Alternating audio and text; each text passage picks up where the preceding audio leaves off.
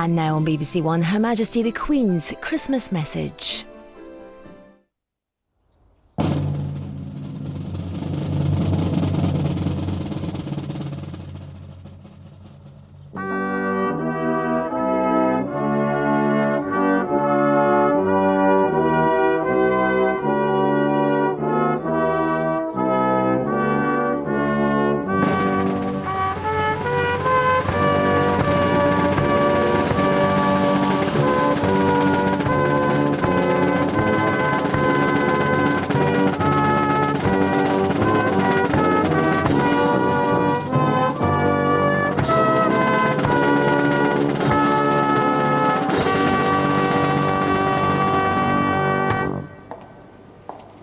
I'm sure that most of you will be celebrating Christmas at home, in the company of your families and friends.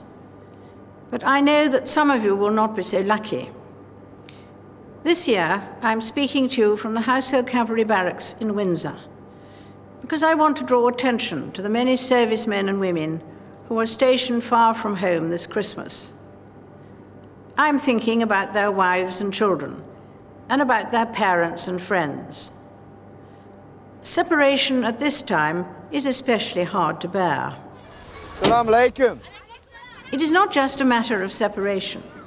The men and women of the services continue to face serious risks and dangers as they carry out their duties. They have done this brilliantly. I think we all have very good reasons for feeling proud of their achievements, both in war and as they help to build a lasting peace in trouble spots across the globe. None of this can be achieved without paying a price.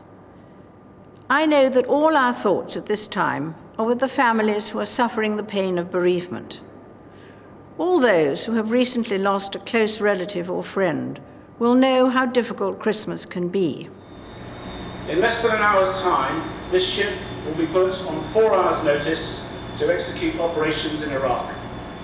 These individual servicemen and women are our neighbours and come from our own towns and villages, from every part of the country and from every background.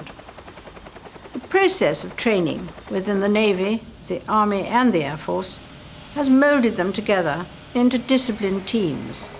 They have learnt to take responsibility and to exercise judgment and restraint in situations of acute stress and danger. They have brought great credit to themselves and to our country as a whole. So how long have you been with the regiment? You've been away and back again, Joe? Yeah. I had an opportunity recently at the barracks to meet some of those who played their part with such distinction in the Iraq operations.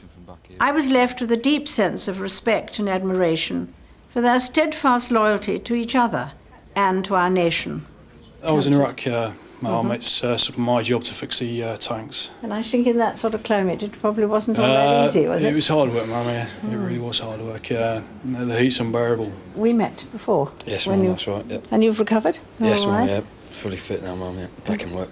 What were you doing? I was actually in Kosovo at the time, Mum. Are you in Kosovo? Yes, I was being a pay clerk, paying checks and stuff to the soldiers. I was a vehicle commander in the Gulf, Mum. So you were out there for 5 months altogether. 5 months, wasn't it? Yes. Away from family, so. Yes. But you seem to gel together, you know, as a team with the boys out there. The regiment becomes your family in situations like that. Yeah. Obviously, we haven't, not with our own families, so our friends and rely and talk to them, stuff like that, so it was good. I believe there is a lesson for us all here. It is that each of us can achieve much more if we work together as members of a team.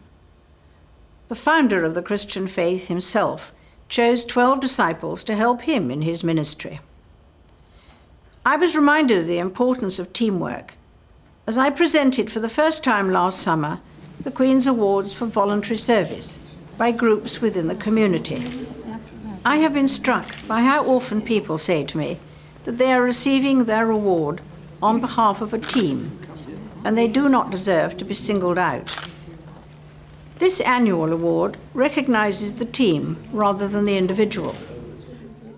In total, we have 20 volunteers, and they are worth their weight in gold. They work hard, they're good-tempered, they're pleasant, and without them, we would have to close. Most of the people we deal with, quite 90% of them live alone. They got some form of infliction and they need to get out and to know that people really care about them. Winning the Queen's Jubilee Award was a great achievement for the volunteers, to be recognised for what they do. Being a visually impaired person in the Asian community, it was hard for me to get help and support. We got people from all religious and cultural backgrounds. They're speaking different languages. We do social activities, we do counselling, fill benefit forms for them. Without the help of the volunteers, we won't be able to run the group. We first started 10 years ago in 1994, and we started with one team. Firreel's a deprived area. If the football wasn't here for the children, I mean, they'd be just on the streets anyway, getting into trouble. And we felt that something needed to be done. We're very proud of it. I mean, 5 teams of boys and girls. There's a lot of children off the streets every weekend. We have disabled youngsters, we have able-bodied children. We bring them together to have fun, and they don't even know that they're integrating, they're just having fun doing different activities. I think it would be quite difficult to describe a stereotypical volunteer because we have such a variety of people. We have people that come in from the city and take off their suit and change into their jeans. We have people that come and help from local hospitals. All walks of life help out here, which is fantastic. The feeling you get from helping other people is a great sense of achievement. In this country and throughout the Commonwealth, there are groups of people who are giving their time generously to make a difference to the lives of others. As we think of them and of our servicemen and women far from home at this Christmas time, I hope we all, whatever our faith, can draw inspiration from the words of the familiar prayer.